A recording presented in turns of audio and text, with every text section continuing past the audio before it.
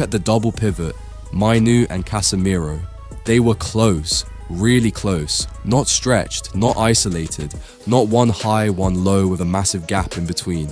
They moved as a pair, and that's a coaching decision, that's a structural decision, because every time United won the ball, there was always an outlet, and when one of them did get dragged away, Ahmad would drop into midfield to plug the space. This meant that City could never fully suffocate us. There was always a triangle, always a bounce pass, always a way out, and that's why the counters were so clean.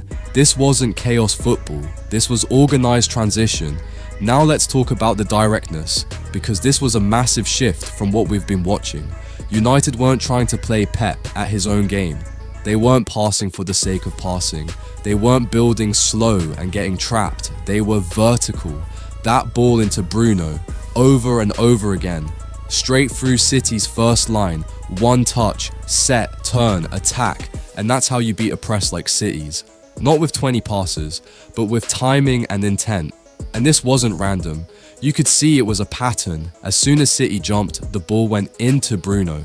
That broke the press. That forced City to turn. That created space wide. That exact pattern is what led to the early corner in which Maguire nearly scored. As Bruno Fernandes sends in the first set piece. Off the ball, we were also good. United sat in a 4-4-2 mid-block. Not low, not high, just smart.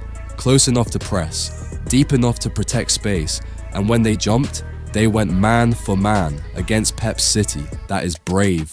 Because if you get it wrong, you get torn apart. But the distances were perfect. Front two blocking central access, wide midfielders ready to jump, double pivot protecting the half spaces. So what did it force City to do? Go long. And when City go long, they're not as dangerous. They lose control, they lose rhythm. Carrick took away their comfort. That's elite game management. First goal, pure counter-attack, compact block, turnover, one vertical pass, runners ahead of the ball, no hesitation. That is transition football at its best. Second goal, and this is where people need to give credit. Diogo Dalot, a player who's been getting hammered recently, but watch his movement. He doesn't just stand wide, he reads the space. He makes a run that drags Doku inside, pulls him away from the channel. That movement opens the space for Cunha to attack it. He then puts in a brilliant ball and Dogu finishes. That's not random, that's coordinated movement. That's players understanding space. So when the final whistle went and you saw the celebrations and you felt that buzz again as a United fan, that wasn't just about beating City. That was about seeing a plan, seeing organisation, seeing belief. For once, United didn't look lost. They didn't look confused. They didn't look like they were just surviving. They looked like a team, calm in possession, compact without it, brave when it mattered, and most importantly, coached. And that calm, that clarity, that structure, that's Carrick all over. Now, I already see what's happening. People are getting carried away. I'm seeing shouts of, give him the job, make him permanent. Everyone needs to relax. It's one game, a brilliant game, a statement performance, but still, one game. We've been here before. We've let emotion override logic before. We cannot repeat that mistake. However, and this is where it gets uncomfortable, I can already see the boardroom logic. Ineos are going to look at this and think, he's calm, he's respected, he knows the club, he's cheap. And that last part worries me, because football decisions at this level should never be about what's cheap.